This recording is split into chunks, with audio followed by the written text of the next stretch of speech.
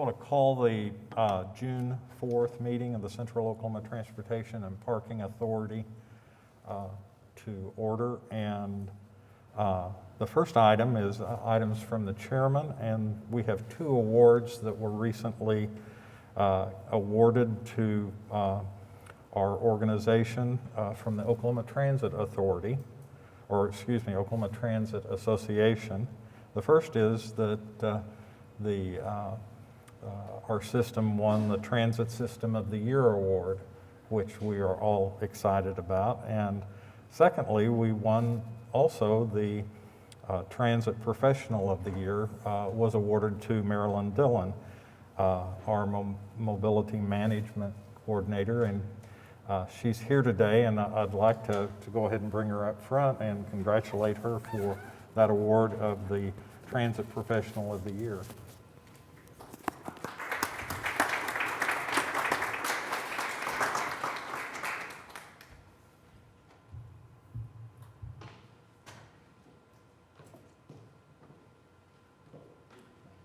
She brought the award, which is great. Anyway, we want to congratulate her for her work and appreciate it very much.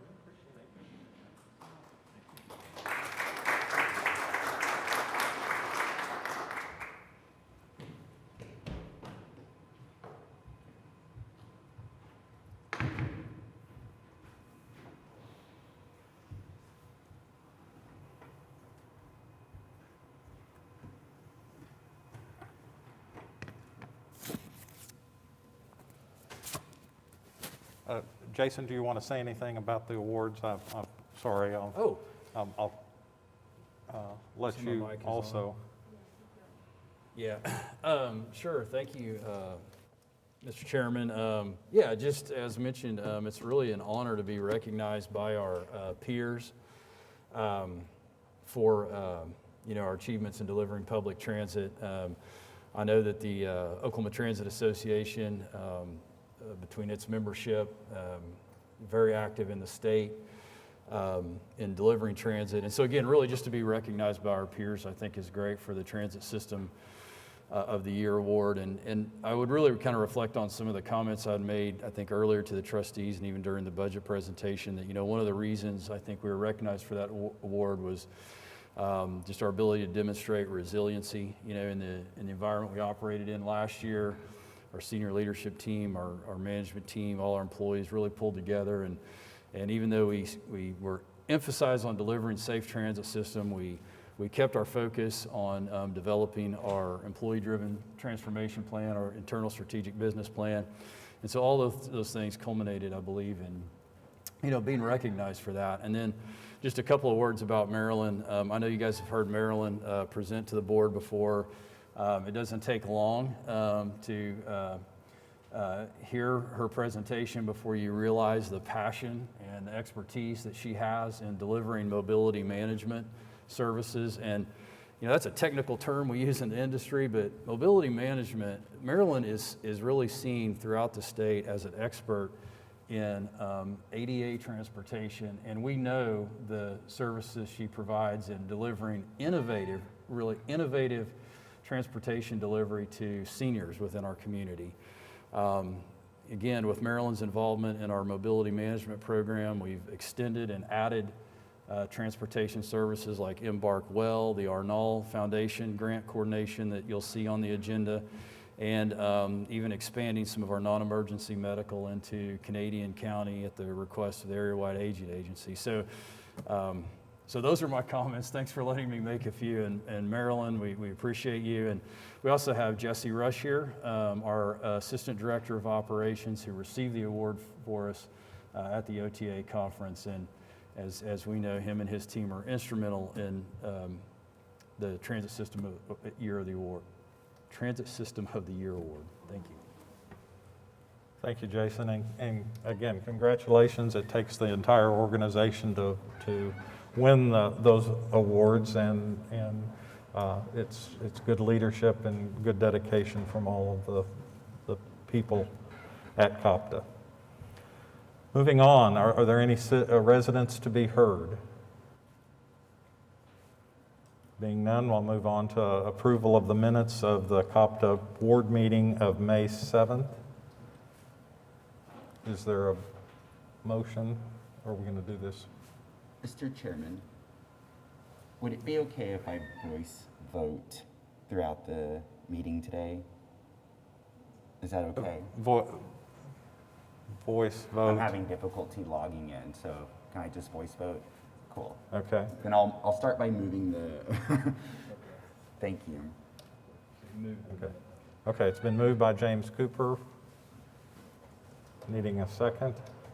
I'll second. Okay.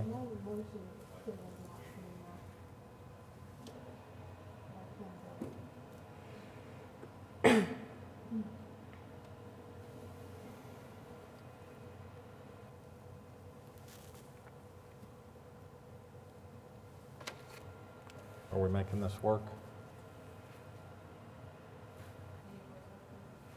Oh. Oh, I always forget once I do something. okay, James Cooper has voted yes, so motion passes. So under approval of minutes of the COTPA Marketing Committee meeting of April 22nd, is there a motion?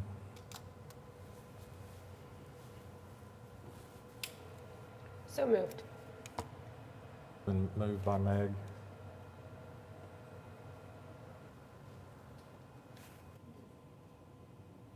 That is Tisha. And I'll say yes whenever. Okay. Thank you. Okay. And Ja- Tisha, we are not getting moving buttons here. No. No. It just says waiting.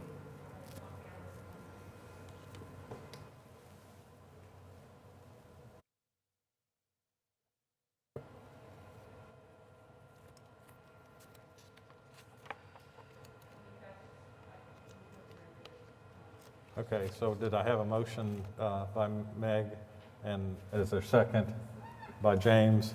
So all in favor say aye. Aye. Opposed, same sign? Okay, it passes. So we can move on to item C, which is approval of the minutes of the COTPA Finance Committee meeting of May 11th, 2021.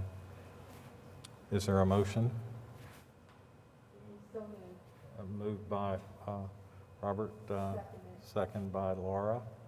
All in favor say aye. Aye. Opposed, same sign.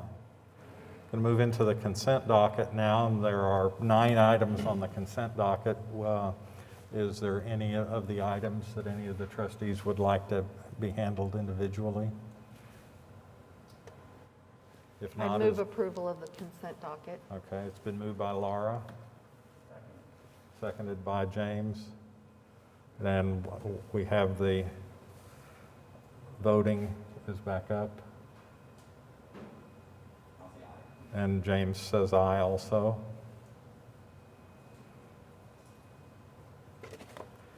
Motion passes. Okay, there are only 14 items this month on the items for individual consideration. I think Chairman Kaufman decided to be sick based on the agenda items. But anyway, item A is the amendment number 2 to the professional services agreement with Houck Transit Advertising, amending to include additional advertising services for Embark Norman through the existing interlocal agreement between COTPA and the City of Norman. Jason? Yes, sir. I will keep my comments brief on all the items, but obviously pleased to answer any questions the trustees might have, certainly in the interest of time. And Chairman Kaufman's missing out on brief explanations today. Yeah, so this item here is basically extending our agreement with Houck Transit Advertising. Houck provides the advertising for our rolling stock, buses and so forth. This simply allows Houck to be able to also advertise on Norman vehicles, and then we will pass through that revenue, that advertising revenue, to the City of Norman to help them offset their operating costs. You can see a breakdown of the revenue share in the attachment, but basically it's a 50-50 split with Houck retaining 50 and Norman getting 50. Okay, are there any questions or discussion on this item? If not, is there a motion to, oh, wait, can we do this? I guess So I would move the item. Okay, it's been moved by Laura. Second. Seconded by James. Or, all in favor say aye, or Aye, please. James says aye. Motion passes. Item B is a request for proposal for on-call transportation planning services and authorize the administrator to advertise estimated cost of $60,000. Jason? Yes, sir. And Mr. Chairman, I can actually, if it's okay with you, talk about item B and C together, just since they're both asking the trust to authorize RFPs, or requests for proposals. So as you mentioned, the first one is for on-call transportation planning services. We typically have a consultant on call, if you will, to help us with various ad hoc needs that come up, whether it's applying for competitive grant applications or maybe doing some GIS work. Basically, our current contract has expired, so it's time to go out to the marketplace and see what the marketplace has to offer in terms of a new on-call contract. And then item C is another request of the trustees to authorize us to release a request for proposal. This one is for van pool services. As the trust is aware, we used Enterprise as our van pool services provider. We had 2 van pools operating with Boeing.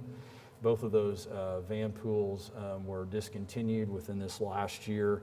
At the same time, our contract with Enterprise expired, so it's necessary for us to go back out again, issue an RFP, and select a vendor from what the marketplace has to offer.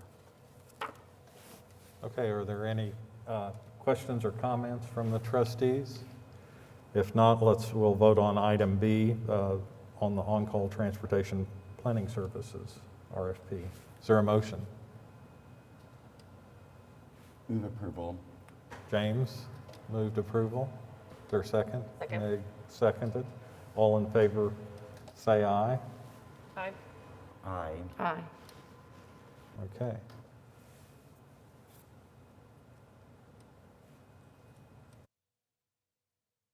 Motion passes. Then on item C, is there any questions or discussion on item C? If not, is there a motion to approve? Move approval. Robert, motion to approve. Is there a second? Seconded by Laura, I believe. All in favor, say aye. Aye. James says aye.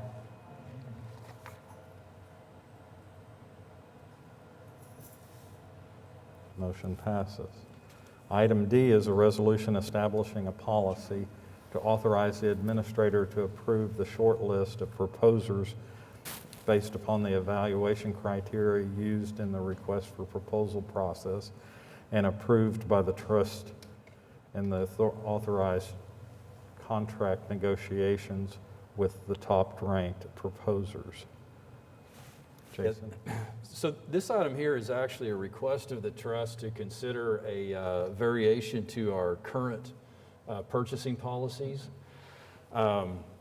Currently, the purchasing policies that are approved by the COTPA Board of Trustees require when we issue an RFP to select a vendor for a particular service, staff is required to request authorization to issue the RFP from the trust. We then are required to request permission from the trust or authorization to negotiate a contract. So before we can even enter negotiations, we have to request that permission. And keep in mind, when we bring that request for authorization to negotiate to the trust, it's only after the selection committee, right, has evaluated the proposals, came up with a short list or perhaps a single vendor to negotiate with. And then after we receive authorization to negotiate, then we can actually enter into negotiations and then bring a contract back to the board, right? So if you think about just that sequencing and the fact that we meet once a month, we're seeing at least a 30-day, delay, if you will, or extension of processing RFPs and selecting vendors simply because of the timing, right? We have to wait till the next month to seek authorization to negotiate. So we're simply asking the trust to consider approving this policy that would allow the administrator to go ahead and authorize the negotiations based on really that short list that the evaluation committee comes up with. And keep in mind, the other piece of our RFP policy, if you will, is that when we do an RFP, we as staff request trustee participation. Now, that doesn't mean we have trustees participate in all the RFP evaluations, but we do extend that offer. So there's always that opportunity for trustees to participate even in that selection committee and getting to the short list. And I know that happens frequently. So that's really what we're laying out here for the trust, is just a consideration of changing that policy, really only just to make it, in our minds, staff's minds, more efficient, and we can get through the procurement process quicker. And once the contract is negotiated, does it come back to the trust at all Yeah, and for a final authorization? Right. There's nothing in the policy change that affects our current process of having to bring the contract back to the board. And of course, those are contracts, in excess of the $50,000, limit, if you will. But yeah, so it wouldn't change anything with the process on how we currently bring contracts back to the trust for approval once we go through the RFP process. Is there any other discussion? I would feel comfortable streamlining the process. It seems like we're still authorizing the RFP, and then basically we're getting back the best possible proposals at that point because they've already been negotiated. So I would feel comfortable. Speaking of process, when does this vote make this process a reality? As soon as we cast the vote, then any of these contracts we're negotiating, they apply then? Right. We did. We checked on that very question, and really appreciate staff bringing that up as a discussion item prior to this meeting. So if this item is approved, any RFPs that are in process will be able to skip that step of bringing it back to the trust for authorization to negotiate. So, for example, we have an RFP out right now for additional bikes for the Spokies Bike Share Program. So we would simply be able to just go ahead and enter into negotiations with that proposer that the selection committee selected, and then bring a contract back to the trust. Okay. If there's not any more comments or discussion, I would seek a motion to approve the resolution. It's been moved by Robert, Well, second. second by Meg. And then I'll vote in favor, please. And James votes yes.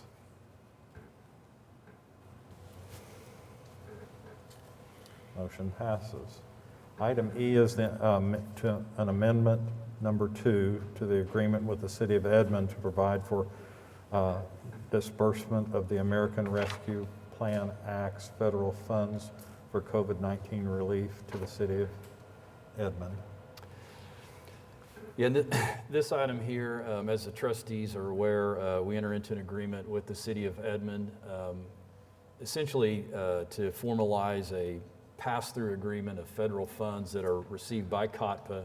We pass that through to the City of Edmond for their expenses related to providing public transit for Edmond, which is in the Oklahoma City urbanized area. So as funds through the CARES Act came to the urbanized area, we amended the contract once to allow us to be able to pass through additional CARES funding to the City of Edmond. And basically we're doing the same thing now with the funds that are coming to the urbanized area to COTPA through the American Rescue Plan. So with approval of this item, it will simply allow us to be able to pass through $635,000 of the American Rescue Plan funds that are coming to COTPA for transit in the urbanized area. Okay, are there any comments or questions? If not, is there a motion to approve the amendment? So moved. Second. Been moved and seconded. All in favor, say aye. Aye. Aye.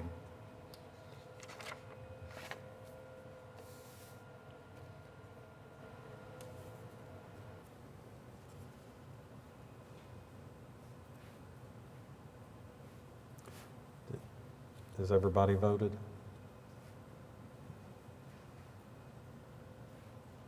Okay, motion passes. Item F then is a resolution authorizing free rides on fixed route bus Zone 1 and Zone 1A ADA paratransit and streetcar services on specified days in the fiscal year 2022. Estimated revenue decrease of $4,500 each free fare day for bus, and estimated revenue decrease of $300 each free fare day in streetcar. For streetcar. Yeah, and so this item really follows the approach we took last year, where we presented the board with one item or one action to take to approve free fare days throughout the fiscal year. And I know as staff, we certainly appreciate the trust taking this position, allowing us to promote transit throughout the year free. So, you know, people that maybe don't normally use transit are more inclined to try it. It's really just, again, an example of the trust supporting our efforts to promote transit throughout the community. You'll notice that in addition to the third Friday free that we've done for several years, and Earth Day that we've done for several years, again, following what we did last year, we've added holidays as free fare days, and then also made a provision for any days where there may be elections to make sure that free transit is available to anybody that is wanting to vote. So when you look at the list there in your memo of all the potential free fare days, keep in mind we've identified any days where there could be special elections. If there's not a special election, obviously we won't have free transit that day. In total, there's 16 free fare days, which again include the third Friday free during ozone season, if you will. Just a quick question, curiosity. Do we know how many polling stations are near bus routes? No. Okay. But I guess if there is a polling station on a route, then, you know, Right. we can certainly provide that transportation. Although I do understand and realize there's a lot of them that aren't. Okay. Now, one thing about it, the Oklahoma County Election Board is on Route 18. Route 18 or 22, I'm looking. Anyway, we do serve the County Election Board. Wonderful. Any other Jason, comments? James? on that note, what a fascinating question. I know we promote on social media when we have the election day opportunity. I can't recall in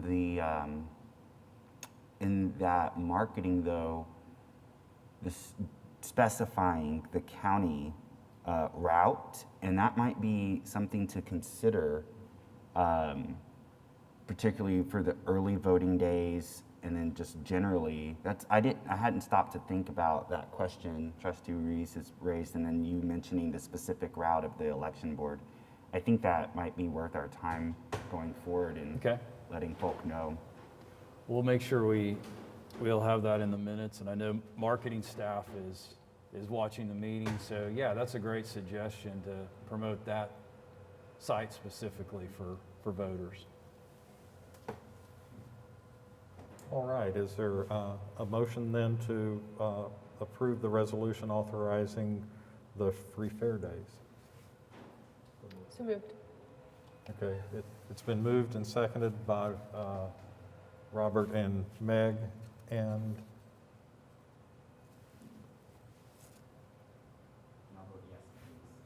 And James votes yes. Motion passes. Item G is a resolution of the Central Oklahoma Transportation and Parking Authority adopting the Central Oklahoma Transportation and Parking Authority fiscal year 2022 budget and directing the administrator to implement the budget. Jason. Yeah, so again, just a few highlights on the budget. As you know, and as the memo indicates, on May 11th, the Finance Committee voted unanimously to recommend the budget to the board for adoption. There's been no changes to the budget since the Finance Committee reviewed it. And of course, the budget does include a general fund subsidy for transit operations. And that general fund subsidy amount will be considered by council actually next week, which, as we know, is a primary funding source for the budget. In your packet, you should have what we refer to as the budget summary document. It's basically several pages. The first page is a roll-up of the entire COTPA Trust budget, which combines parking and transit operations. And then, similar to how the budget to actual report is arranged, you'll see each one of the services broke down into the individual budget for that mode or that service. So you'll see an individual budget for bus, you'll see an individual budget for parking, for streetcar, and so forth. The overall budget is an increase of $1.9 million, or about 4%. And that is attributable to a few primary things. One is just a general increase that's associated with the same service level budget. So when we say same service level budget, of course, we're speaking about the fact that just to continue services, generally we have, I guess you would say, natural increases in expenses that are related to benefits and wages and that kind of thing. So part of that increase is attributable to just maintaining a same service level budget. However, there are some more significant adds that also contribute to that amount. We're adding $295,000 for a bus stop cleaning program that we proposed to council and is included in the general fund subsidy amount.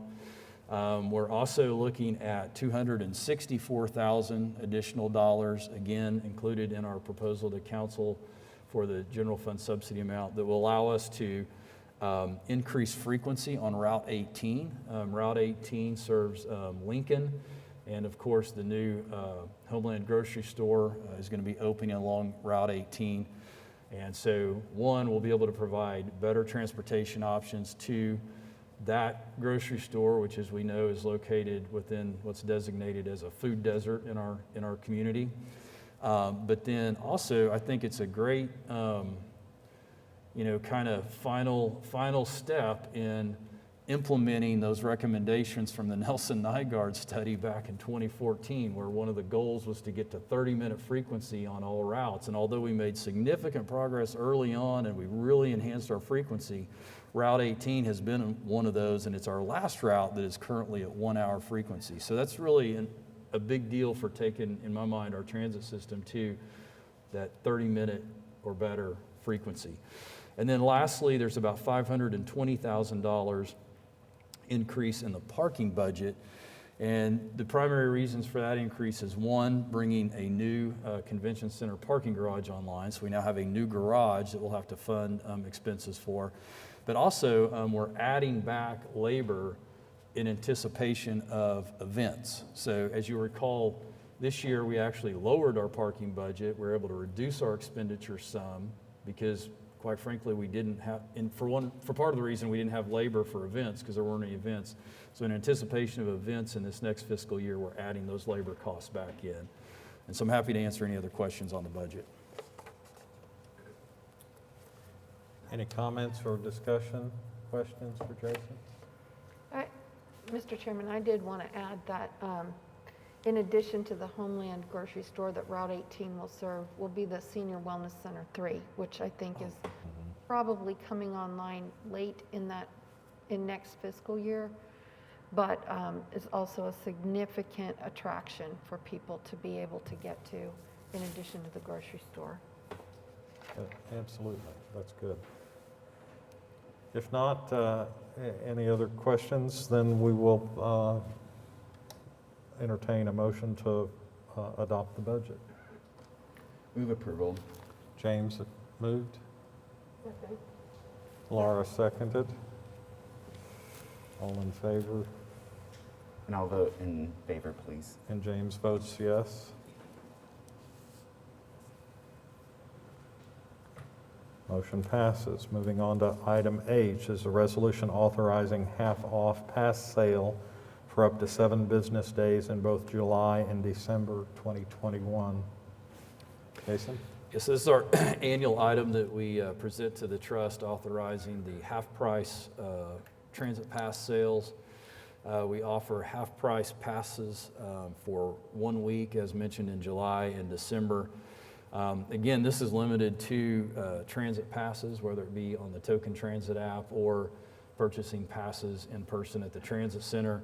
But the idea is, one, to promote people to, or promote our passes, so hopefully customers are able to purchase monthly passes or weekly passes. So it does not apply to just a daily fare or single trip fare. And then secondly, we would do a lot of work, as you know, with nonprofits and providing transportation. And this is a real opportunity for the nonprofits to be able to stretch their dollars further when they purchase passes on behalf of their clientele. So with approval of this item, we will have a pass sale in July. All right, any questions or comments? If not, I do have a question about this. So if you were to buy a pass on sale in July, let's say an annual pass, that pass is not activated until you actually put it in your phone or whatever Right. it's not effective on the day that you buy it. That's It doesn't correct. expire. Okay. Yep, either electronic or paper Right. passes, right. so it's activated the first day you use it. Okay. Okay, is there a motion to accept item H? So moved. Meg, Robert seconds. All in favor, say aye. James votes aye. Motion passes. Item I is to receive consultant review committee report for renovations at Embark Administrative Building on South May Avenue and authorized to negotiate a contract with Howard and Associate Architect. So partnering with the Public Works Department, Embark staff worked to select a architect to help us with a space plan and eventual renovations of the South May Administration Building. I know the trustees are aware, but we are basically outgrowing that facility. It's certainly in need of renovation, and with the selection of a consultant to help us, we'll be able to do a space plan for the building, develop a project budget for what it would take to really enhance that facility for all the users. And then also keep in mind, the trust approved an amendment to the contract with Nelson Nygaard, where they're assisting with a facility master plan, which would include not only renovations and improvements to the admin building, but looking forward to the potential of expansion of our fleet facilities, potentially a relocation of our bus wash, and so forth. So timing-wise, it's great to be able to have this consultant help us with the admin building, so that will feed into that facility master plan. And again, this is just authorization to negotiate, so once we have a contract in place, we'll bring that back and present that to the board. Just one final comment. You'll notice estimated construction cost is around $3 million, and we're going to get to our 5-year capital plan a little bit later in the agenda. This is a project that we have identified in that 5-year capital plan. It's one of the few projects that we have currently identified as unfunded in terms of where the funds are going to come from for the construction. We have grant funding for the the architectural services. So just to clarify that, we do have the grant funding to move forward with the design, and we'll be working on the project budget as things progress. Okay, any comments or questions? If not, is there a motion to receive item I?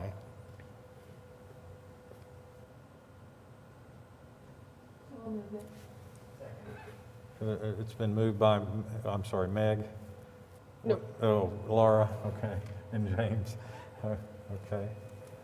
So all in favor say aye. James votes aye. Bishop, can you correct that to be me instead of Meg? It was Laura moved, I'm sorry. Thank you. Motion passes. Item J is an agreement with Community Transportation Association of America for the provision of transportation services and administrative oversight of the Arnall Family Foundation Transportation Innovation Grant entitled Increasing Successful Foster Care Parent-Child Reunification in Oklahoma County through Innovative Transportation Delivery at an estimated cost of $180,000 and an estimated revenue of $180,000 effective for the next fiscal year. Jason? Yeah, this is an item that should be familiar to the trustees. As you know, our partnership with CTAA, or Community Transportation Association of America, and OTA continues. So this is basically a renewal, if you will, of the existing agreement that we have with CTAA.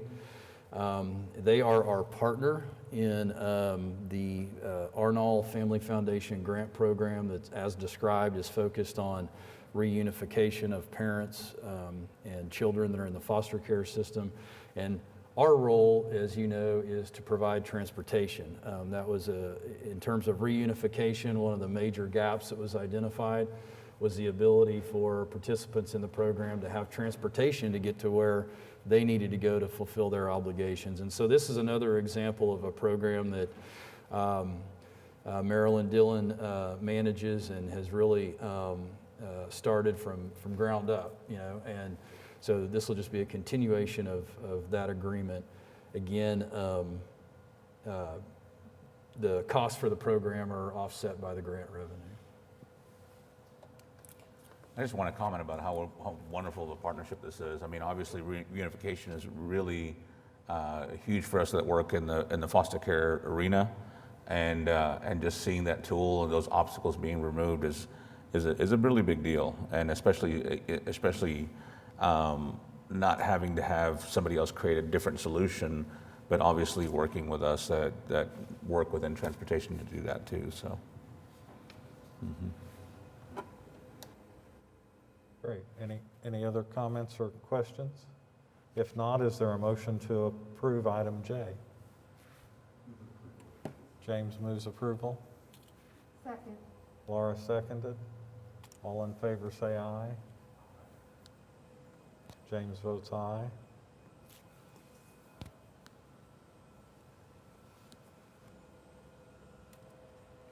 Motion passes. Item K is an interlocal service agreement with the City of Norman for provision of transportation services by Embark for fixed route and paratransit bus services. Revenue not to exceed $3.51968 million, effective for the next fiscal year. Jason? Yes, this is again a continuation of our partnership with the City of Norman in delivering transit service to Norman residents. We've really developed a good partnership with the City of Norman. Just within this last year, we were able to work with them to add Saturday service in Norman.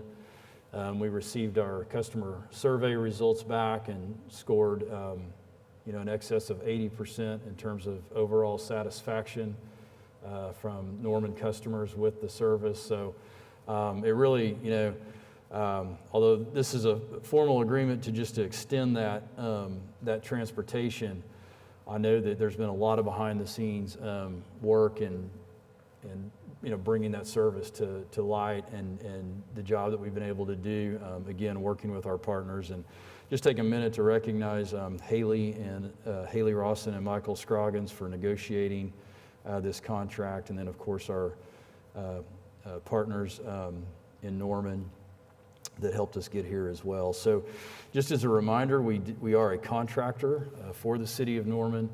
And so the revenue that you see there is basically full cost recovery plus an 11% markup to basically cover overhead that's not directly attributable to, say, operator salaries or something to that effect. So happy to answer any other questions. Any comments or questions? If not, is there a motion to approve item K? It's moved by Robert, Second. seconded by Laura. All in favor say aye. James votes aye. Motion passes. Item L is a resolution of the Central Oklahoma Transportation and Parking Authority adopting the Central Oklahoma Transportation and Parking Authority 5-year capital improvement plan updated for the fiscal years 2022 to 2026. Jason? Yeah, this item was also heard by the COTPA Finance Committee on May 11th, and there was a unanimous vote to submit it to the trust for approval. Just a couple of things to discuss on the 5-year capital plan is, although it does set out estimated capital expenses and projects over the next 5 years, this is a plan that we revisit annually. And so we bring it back to the trust for approval each year. Sometimes projects come online that we're not aware of, so we'll add them in the next 5-year capital plan. Sometimes projects that we have scheduled to start in a specific year, we may end up moving to a different year. So this is a very, I guess, fluid document, if you will, but it does set the stage for really where our capital expenditures will be allocated over the next 5 years. I did want to direct your attention to, in your packet, in addition to the memo and the resolution, there's actually the worksheet, if you will, outlining and summarizing the 5-year CIP or capital improvement plan. And wanted to just walk you through the top portion is really a list of all the projects, the year that we have anticipated them to begin, the cost and the funding source. So that's kind of your detail, right? Then in the Finance Committee, there was a request to try to also summarize the projects by funding source. So the bottom portion of your worksheet, although there's no specific projects listed, it will give you an idea of, okay, of our total $66 million CIP plan, how much of that is coming from grants? How much of that is coming from GO bonds, and so forth. So anyway, just wanted to point that out to the trust, especially since that was a request of the Finance Committee. And then really just to give you a sense, looking forward into the next year of what we have planned for CIP, we have about $15 million, a little over $15 million that we're estimated to spend on capital projects. And that's primarily allocated to advancing the bus rapid transit, purchasing rolling stock, so replacing buses, and then we have about $500,000 allocated to transit center improvements. So those are kind of our three big projects, if you will.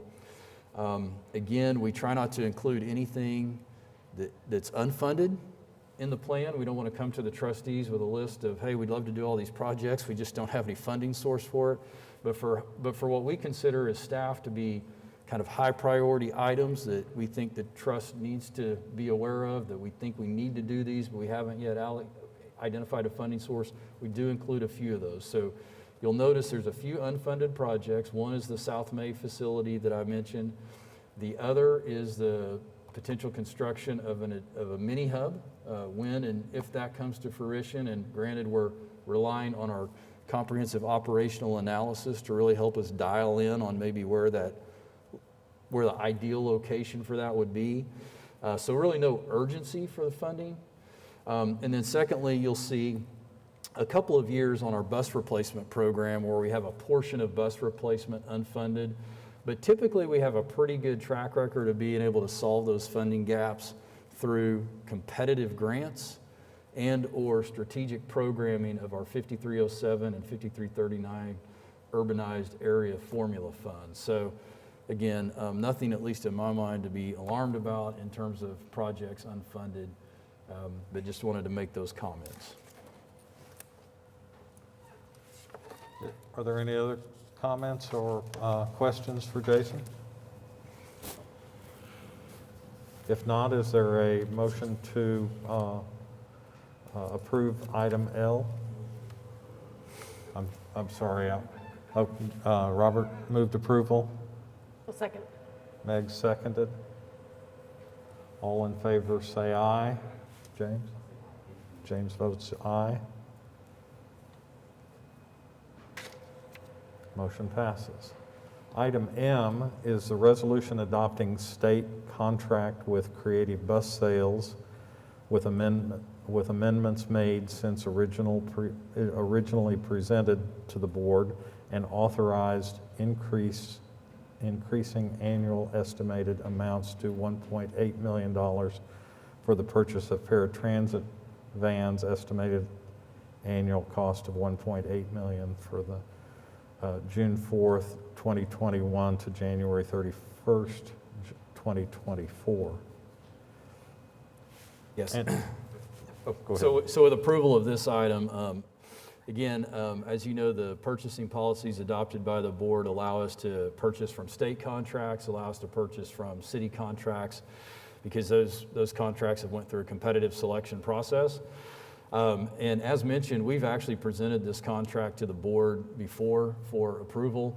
But anytime, a contract is amended or changed and we're aware of it, we want to bring that latest amended contract back to the board for approval. So this item does two things. One, it presents the most current state contract to the board for approval.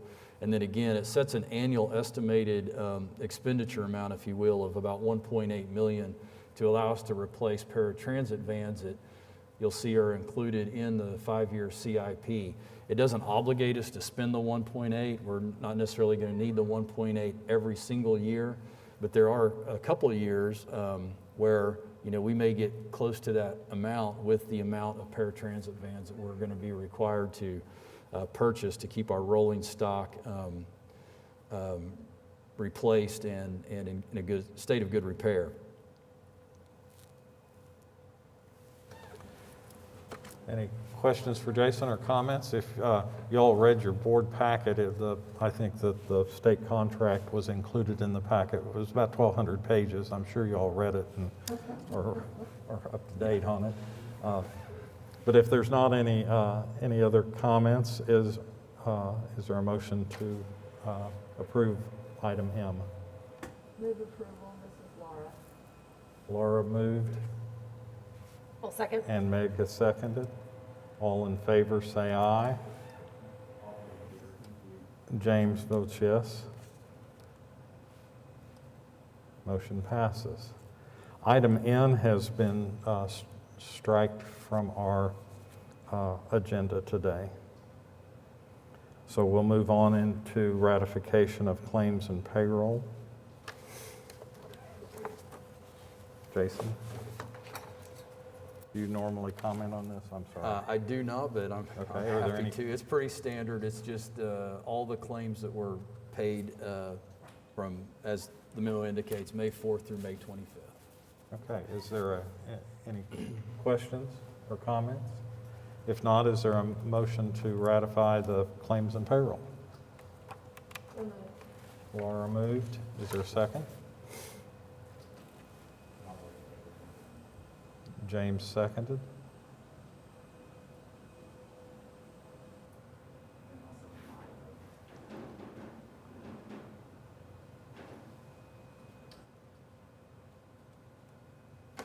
I'm sorry.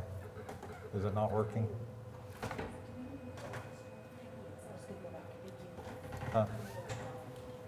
Okay, we'll do okay, all in favor of the item, say aye. Aye. Aye. Motion passes. Hey, Mr. Chairman, I guess we need to take a vote to strike that item. oh, okay. Okay, we'll come back to item N. We need a motion to strike item N from our agenda. So, okay, so it's been moved by Laura. Is there a second? I'll second. Meg has seconded. Mr. Chairman, before I say one thing or the other, I had already planned as an adjunct professor with UCO to recuse myself from any of that vote. What about in terms of striking it? Am I able to do that? Do you know what I mean? Does that make sense what I'm asking? Oh, yeah. Yeah. Yeah, that's what I realized as I was sitting here. So, but I don't know if I can vote to strike something. Not to strike an item on our Just agenda. making sure, just keeping us good. Thank you.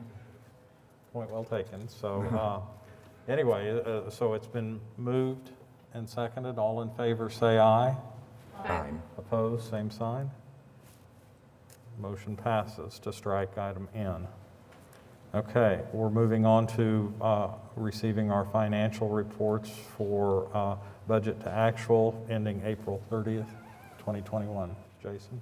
Yeah, I'll have a few comments for you on the budget to actual. I know we've talked a lot of finances this morning, but direct your attention to page 2. This is our budget to actual through April for our transportation operations, which of course is primarily our fixed route bus, paratransit, senior services, and so forth. Just directing your attention to the revenues, we generally will speak about our federal grant revenue and FTA CARES reimbursement revenue. That's about halfway down in those revenue lines that are presented to you. You'll notice that both of those revenue sources were pretty much on track for what we had budgeted. The CARES reimbursement were at exactly what we had projected based on our expenses. And then on federal grants, we're about 52,000 over what we had projected, but both are right on track. And I mention that because we know sometimes due to the timing of the federal grant reimbursement, sometimes we'll show, under or over. This month we happen to be pretty much right on track. One revenue that we're going to look at is the other agency participation. This is a revenue that's generated from agreements we have with other entities to provide transit service. We're showing to be about $146,000 under budget. I don't anticipate that being an issue where we won't collect. It's more than likely a question of really receiving the funds, whether we build efficiently, or we may be waiting on payment from other agencies, and so we'll be looking into that. The other thing I wanted to mention is on the expenditure line, personal services is still projecting to exceed budget. However, we've made some pretty significant improvements, if you will, from the previous month. Last month, we were projecting about $342,000 over on budget. This month through April, we're projecting to finish about $115,000 over budget. So we've been able to close that gap a little bit. Unfortunately, some of that is due to vacancies, particularly in our bus operator area. So we are actively recruiting for bus operators. And then finally, to bottom line it for you, if you'll look at the operating loss / income, you'll see our expenses exceed our revenues by $109,000. That's in line with where we were last month when we reported $107,000. So there's happy to take questions on the transportation portion, or if not, direct your attention to parking on page 4. So if no questions, quick comment on parking operations.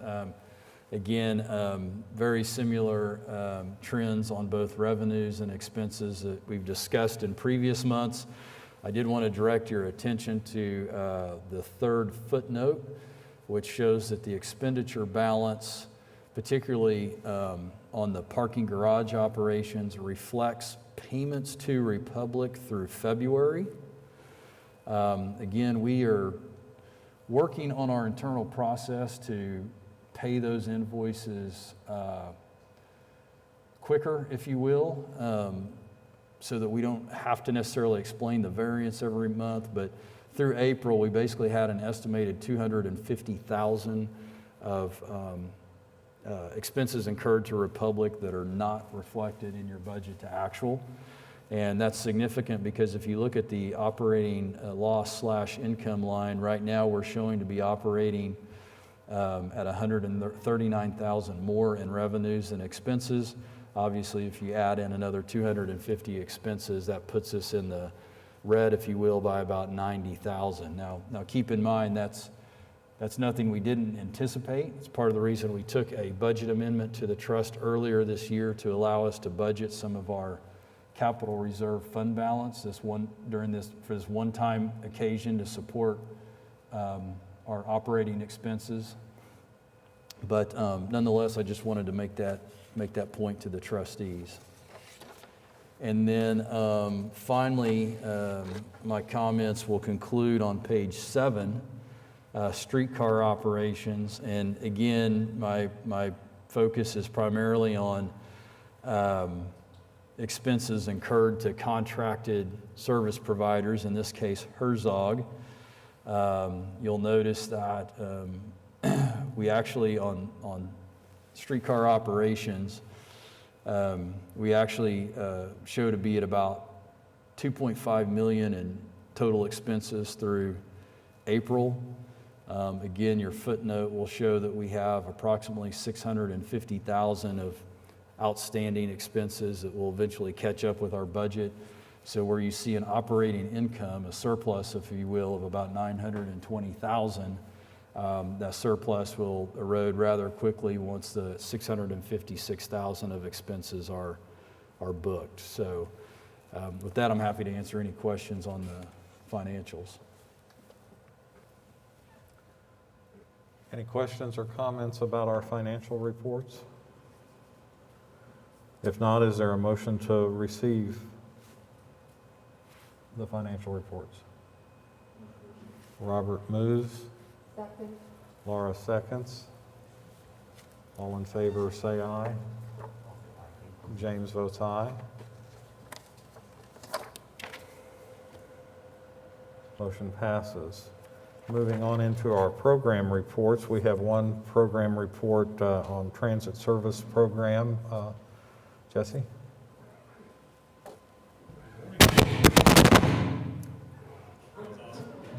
Part of the show. I try to get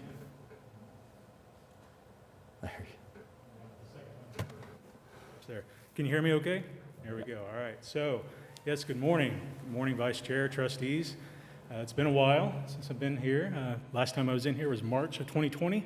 So 15 months later, I'm back. And absolutely honored to be able to give an update on our transit system. I will warn you, the transit system report is a little long, so buckle up. If you need to take a break, just raise your hand. I'll stall for a minute. But the reason why it's so long is because we've done a lot over the past 5 months. I wanted to make sure I had an opportunity to give you guys an update on what we've been doing for the past 5 months. So we'll just jump right into it.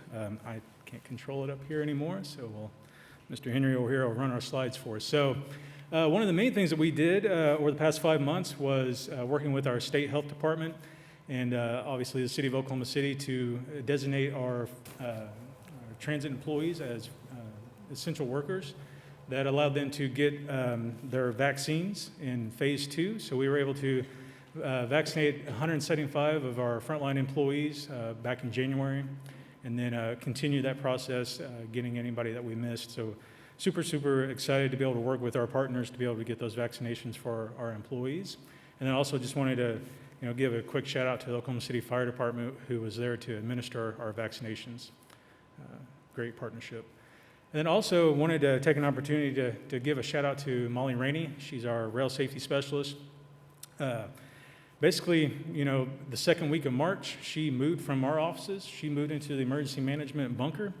And we haven't seen her since, right? So she's been there working really, really close with the emergency management department, really kind of leading the charge and making sure that we're getting information out to our employees and our customers and our citizens of Oklahoma City.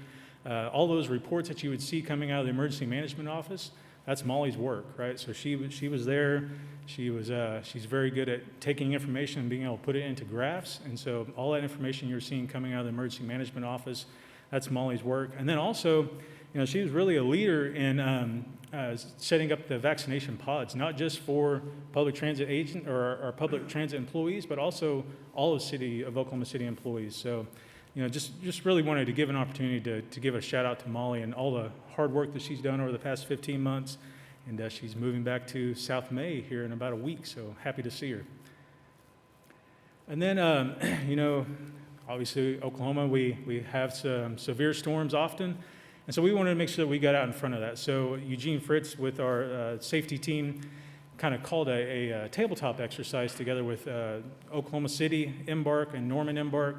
And essentially what we did was we enacted a scenario, right? And we wanted to make sure that everyone was able to respond to it as desired, and that everyone understood their roles if we ever had severe weather during the severe weather months that we are working our way through right now. Luckily, we haven't had any, but we are prepared. So we were able to do that tabletop exercise. And also, this is just a great picture of how animated Eugene is. He's up there directing the show, right? So, yep. And then also, Mr. Fairbrush, our administrator, and myself, we participated with Metro Magazine interview where we were able to describe Embark as a leader during the pandemic and all the things that we've done. And the programs that we've implemented during COVID, and then also we were given an opportunity to talk a little bit about the Northwest BRT that we plan on bringing online soon. And then also, we've been doing a lot of outreach. So Embark participated in Oklahoma City Police Department's PAL, or the Police Athletic League, Health and Wellness Fair. So essentially what we were able to do, we were able to take one of our buses out to this event. This gave us an opportunity to interact with our customers and interact with customers that maybe haven't ridden public transit yet, right? And gave them an opportunity to learn about our services and then also learn, sometimes it's intimidating to ride public transit for the first time, and it's a little more inviting to do it in a situation like this. So we invited those customers on board, showed them how to use our fare machine on board and how to purchase, token transit tickets and things like that. So we see these public outreach events being very, very beneficial. Obviously, still following all of our COVID procedures during those events and doing that public outreach. We also participated in ACOG's Like the Good Times Roll Bike to Work Week. And so during this event, we were able to take one of our buses out there, again, reaching out to our customers, showing them how to use our services, but also it's Bike to Work Week, right? So we wanted to make sure that our customers understood how they could ride their bike to one of our platforms, our stations, and then load their bike on one of our buses and be able to use public transit to be able to get around Oklahoma City. So this event allowed us to do that. And we're super excited to partner with ACOG for this event. Again, so we participated in the OTA program about 2 weeks ago, our annual conference, where we were able to bring home some hardware. Jason showed some of the stuff that we won, but we also won this one here, the Excellence in FTA Program Management. And so what this award is essentially, obviously Embark with all of our FTA awards that we manage, that gave us an award for appropriate management of those funds, but also, it was also for our implementation of our Public Transit Agency Safety Plan, and where the board approved our PTASP. Just an award for our excellence there also, because we were actually one of the first agencies in the country to bring that PTASP and get it approved by the board. I think there was maybe 2 or 3 in front of us, right? So pretty substantial achievement there, and we appreciate the award. And then, we talked a little bit about Maryland earlier, but I did want to show this quick video, kind of our nomination for Maryland for Transit Professional of the Year at the OTA Awards, about 45 seconds, so if we can jump. Nominated for the Transit Professional of the Year, sponsored by EcoLane, is Dr. Marilyn Dillon, the Mobility Management Administrator and ADA Coordinator for Embark. Since joining Embark, Marilyn has led multiple service improvements, developed new and innovative transit solutions, and increased Embark's community presence and collaborations with social service agencies and nonprofits in Central Oklahoma. Under Maryland's leadership, Embark's Senior Transportation Services added multiple new services for seniors, including partnerships to deliver monthly food boxes, no-cost vaccination transportation, and increased non-emergency medical transportation capacity. Maryland has also led the system's efforts to develop programs to close transportation gaps for vulnerable populations, like the Climb Ride program, that provides a mobility coordinator to work with families in the Oklahoma County DHS foster care system. Climb provides wraparound services to improve access to visitations and reduce the time a family spends within the foster care system. As stated in a letter of recommendation, Maryland is well regarded as a subject matter expert on mobility management solutions and social services transportation. Congratulations to Marilyn Dillon on her nomination as Transit Professional of the Year. Dr. Marilyn Dillon. Yay. Yeah, so Nominated for the So, yep, 2 times now. So, like Jason mentioned, Maryland is well known throughout the country with her mobility management skills, and she oftentimes gets calls from other agencies all across the country to get her input on the mobility management. So happy to have her part of our team here. All right, so we were also awarded the Transit System of the Year Award. Again, quick little video. Happy to jump into that. Thanks.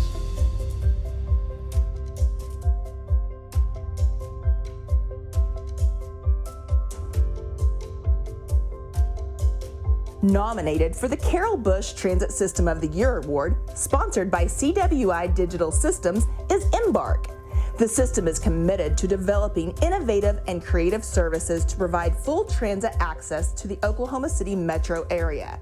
In 2020, Embark has launched a comprehensive operational analysis called OKC Moves to examine its existing service span and frequency to continue to improve its services. During the COVID-19 pandemic, Embark illustrated its commitment to safety for all through enhanced cleaning of vehicles and safety measures such as mask and social distancing were in place. Embark supported its employees by adopting a robust employee assistance network and leave assistance program in case of a quarantine or illness required them to miss work. When congregate senior sites closed, the system worked with the Oklahoma County Senior Nutrition to deliver meals to homebound seniors and to continue to deliver 2,500 nutritious meals a month. And when advocates of the homeless asked for assistance, Embark provided transportation to dental and medical appointments and housing assistance programs. Through planning and service enhancements, Embark is poised for the return of full transit utilization post the COVID-19 pandemic. When life is at a standstill, we notice movement. They say, we'll be back, but some of us have been here all along. Oklahoma City is resilient. There's strength in our workers. There's courage, dedication, and drive.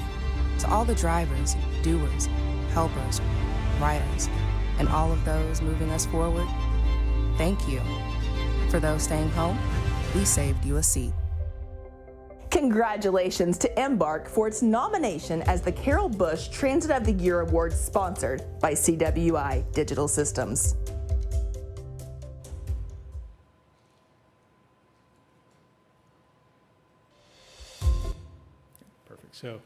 So, Marilyn Taylor and I, we accepted the award, but it was really the board's award, right? So if it wasn't for your leadership, we wouldn't be able to do the things that we were able to do during the COVID pandemic, being able to provide those services to our customers. So again, just wanted to say thank you to our board for allowing us to be able to receive this award. So speaking about providing public transit to our customers, so, some of you might remember our recent snowstorm that we had back in February. So Embark was obviously dedicated to providing public transit during that snowstorm, right? So, there was about a 5-day period there where most of our employees were working 24 hours a day, making sure we were able to provide that service, whether it was, making sure that our buses were fired up and ready to go first thing in the morning, or if it was out on the streetcar line where we literally had our general manager out there with a spade digging ice out of the rails. So just, again, goes back to show our dedication and being able to provide that public transit no matter what happens in Oklahoma City to our customers, right? And then also during that snowstorm, again, our dedication to being able to provide that public transit, we were able to provide 1,933 trips to warming stations and overnight shelters during those storms. So literally saving lives by providing public transit to our customers. And just, again, wanted to give a shout out to our employees. There was a lot of snow on the ground, but our employees showed up, and they showed up to provide that service to our customers. So, I mean, it just goes to show our dedication to provide that service to our customers. Our video talked a little bit about it, but our OKC Moves study continues to move forward. We've been reaching out to different stakeholders to provide input for the OKC Moves.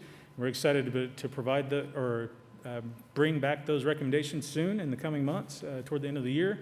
And then also, so while we were also talking to our stakeholders, we also wanted to make sure that we had an opportunity to talk to our operators, right? So they're the ones that are providing that input. We had several operator focus groups where we had one early in the morning for 2 hours and we had one in the afternoon for 2 hours. I was really encouraged by our focus group here because our operators, again, showing dedication to our customers. They brought tons of recommendations of how to improve our service for our customers, whether that's making it where we can be able to provide that 30-minute headways as we desire, and just all kinds of different recommendations. So again, excited to bring our COA back to the board and provide those recommendations to the board. Also, we have recently received our 8 new 40-foot CNG New Flyer buses. You'll be seeing those on the road soon, so we're just waiting on a few items to come in, some items that are on national back order. We anticipate those coming in around the 1st of July and getting these buses on the road toward the middle of July. So this is what our buses look like when they first arrive. They don't have any of our graphics on it yet, but we have installed all of our graphics, getting them ready to go. So pretty exciting. So with the addition of our new 8 buses, that brings our alternative fuel burning vehicles up to 58% of our total fleet. So pretty exciting there, plus our electric vehicles.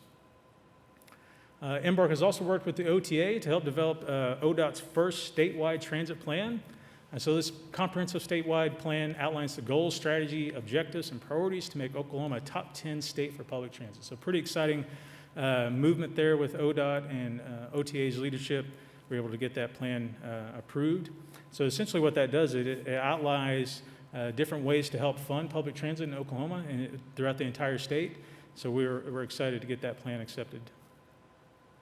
Also, working with OTA, we also passed 2 new pieces of legislation. So House Bill 2183 passed and goes into effect November 1st of 2021. So what that does is that essentially sets up Embark as a third-party tester, right? So we've run into some issues. I'm sure if anybody's renewed their license lately, they've seen how long it takes to get your license. The state is going through that update.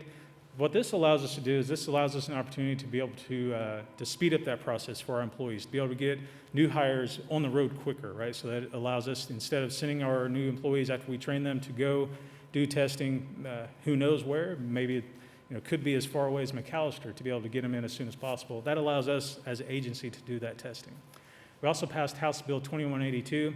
So this gives authorization as a public transit agency to be able to tow vehicles that are possibly blocking the streetcar right-of-way, and in hopes to be able to speed up that process of being able to continue our public transit operation on the streetcar, being able to get those cars out of the way quicker. So we're not looking to impound any vehicles, we're just looking to get cars out of the way, right? We don't want to induce any new burden to anybody trying to visit downtown. We just want the cars out of the way so we can get our streetcars rolling again as soon as possible. So again, that goes into effect November 1st of 2021. Some of you have participated in our unveiling of our clean natural gas facility. It's a high-speed natural gas facility, one of the quickest in Oklahoma, and also our first electric fixed-route bus and charging station. So we're excited to have you there at South May to be able to participate in that ribbon cutting. Then also, a few weeks back, we launched one of our extended weekly grocery shuttles to extend to Northeast Oklahoma City to be able to provide service to the East Point marketplace, right?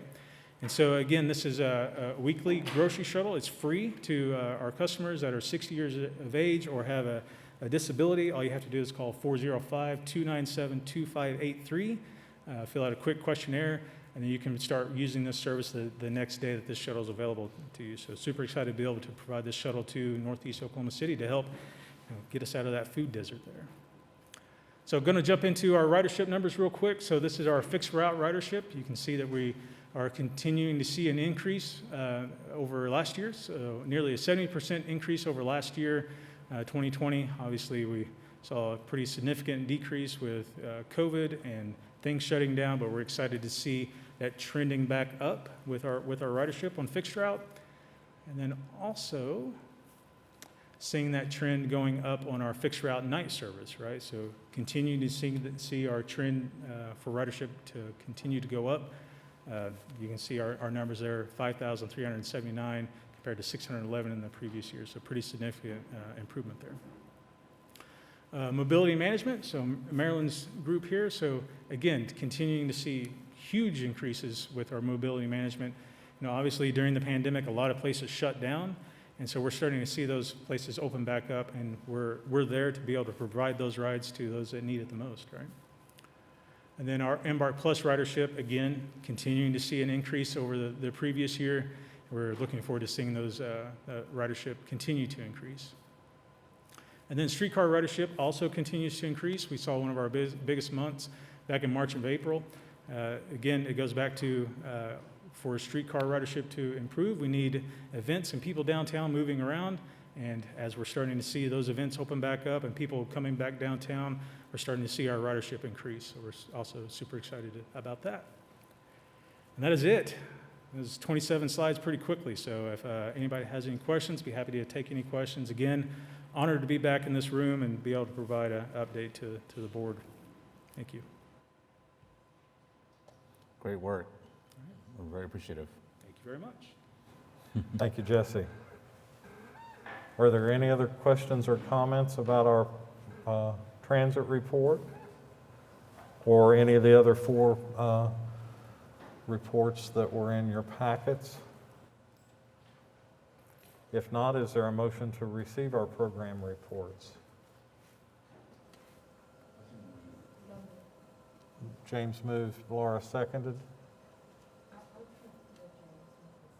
Yeah. All in favor say aye. Aye. James votes aye. Motion passes. Okay, items from the trustees. We'll continue to move from left to right. Meg, do you have anything? Laura? Mr. Chairman, I did want to take a moment to talk just a little bit about some of the things that we've heard today in terms of our employees being recognized and the transit system report. And here we are back here in the council chambers, and really I'm so happy to be here. It almost feels like our terrible long pandemic is coming to an end. And so I just want to say how much I appreciate the trustees, the staff, the entire operation demonstrated resiliency, sustainability for our customers, for our community. And without the leadership of Jason and without the hard work, innovation, commitment of the staff, we wouldn't have made it. We had moments where we were making changes on the fly, day to day. Things like I would call Jason and say, City County Health has a group of people who can't make it to their appointments because they don't have a ride. And Jason would call City County Health and make that happen. I'm sure that was helped by Marilyn and her team, but everybody in the system made a difference this year. People doing things they never thought they'd be called on to do and working tirelessly. And someone used the word passion to describe Marilyn's commitment, but I think it applies to the whole staff. Their passion for transit services, their passion for our community made a total difference in how we as a city were able to provide those services. We as a trust were able to hold them accountable for that.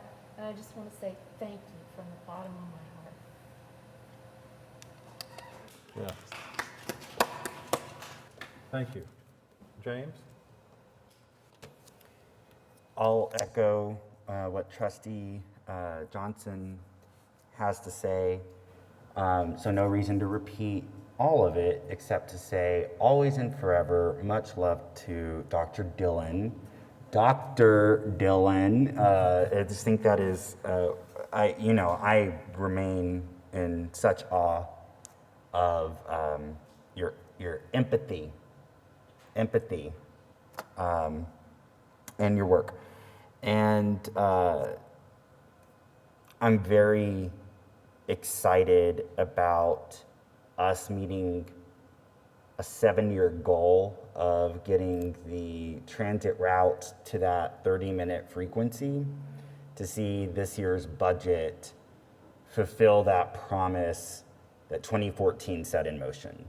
And also, as Trustee Johnson pointed out, not only will Homeland be on that route, so too will the MAPS 3 promise of the Senior Wellness Center. And I just think that that is a wonderful achievement.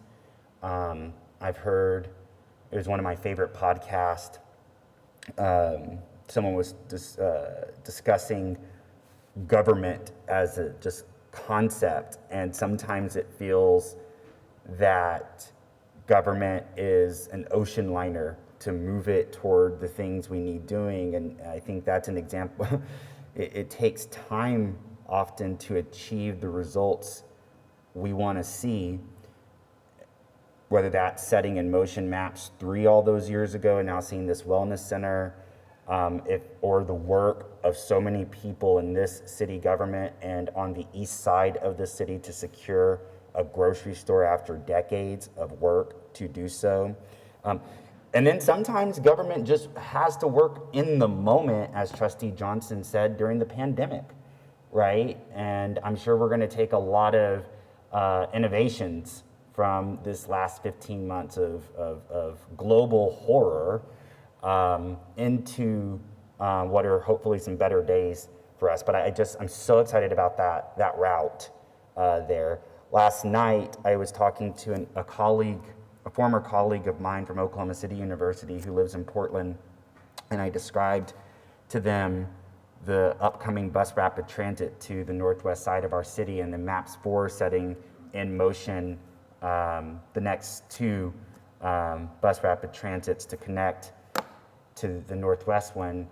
And Carrie's immediate response to me was, once that system is in place, what we will have done is made such a dent in cyclical poverty. And I didn't even prompt her to say it. She just caught it. She was like, this is how we will connect people to education in a way we've never done, and into employment in a way we've never done. And when I see today on our agenda item, the foster care work we're doing, Carrie's words to me last night rang even more true. So I am very hopeful seeing this year's COTPA budget.